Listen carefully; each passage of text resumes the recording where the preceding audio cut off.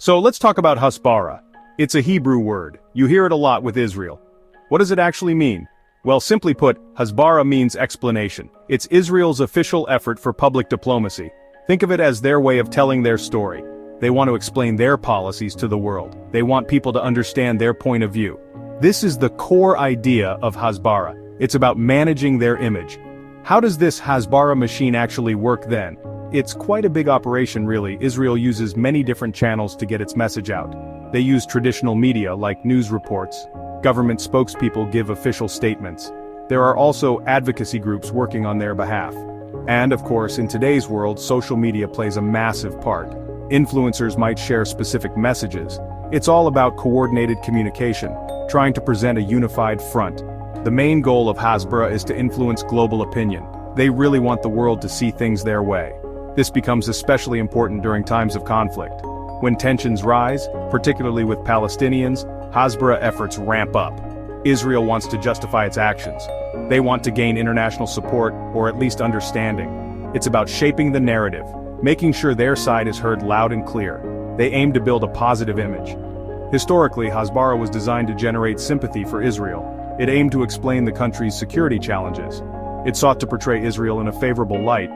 For many years, these efforts had some success. They helped build alliances and support in various parts of the world. The idea was to present Israel as a democratic nation, a nation often facing difficult circumstances. This was the foundation of their public diplomacy for a long time. It was about survival and acceptance. For a good while, Hasbara seemed to be quite effective. It managed to create a degree of understanding.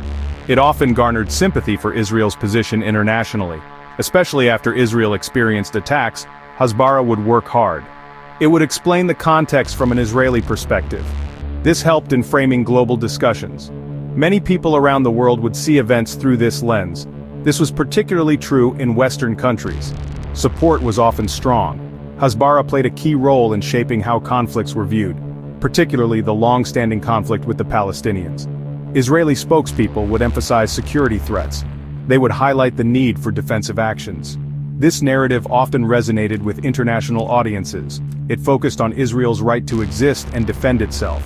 The message was consistent and widely spread. This helped maintain a certain level of international backing for Israeli policies.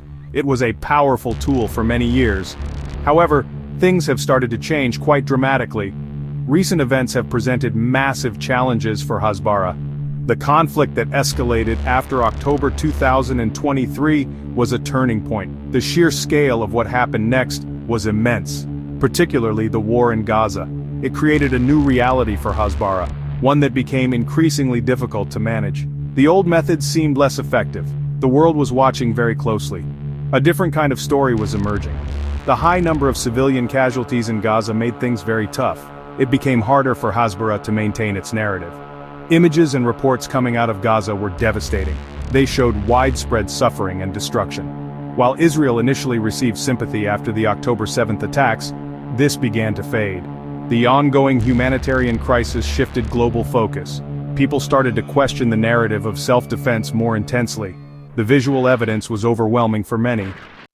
A major factor is the big shift in global opinion. People around the world are seeing things differently now.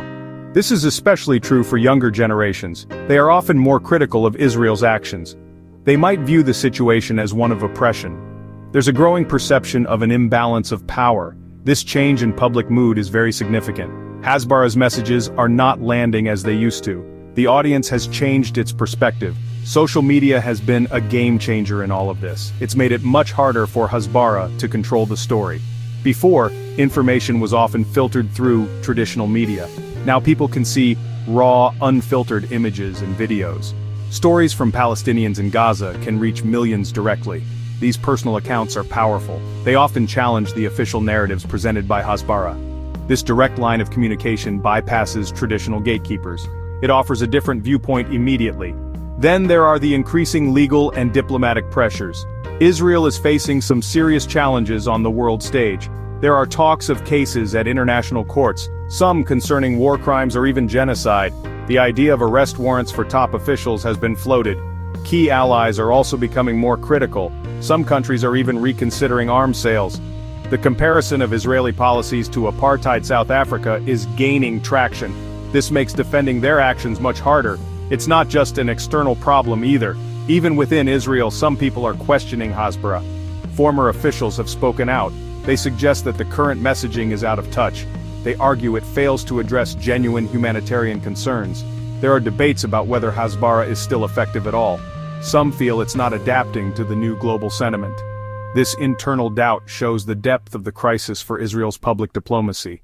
Things are not working as they once did.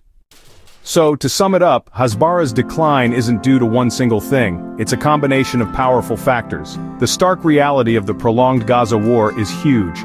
The sheer number of civilian casualties has shocked many. Social media has provided a relentless stream of counter-narratives. And fundamentally, global values are shifting.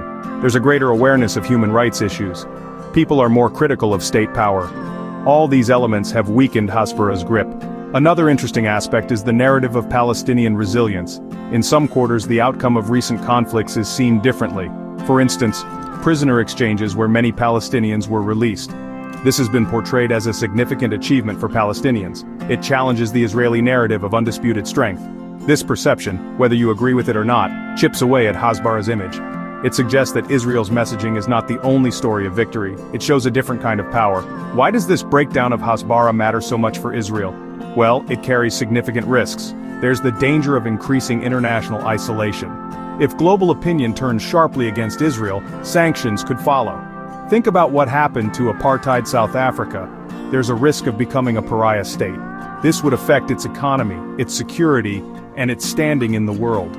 The loss of international goodwill is a serious consequence. It impacts diplomacy and alliances. And why should this matter to the rest of the world?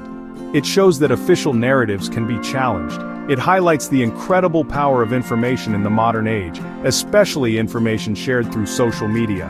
Understanding Hasbara's struggles helps us see the complexities. It encourages people to look beyond government spin.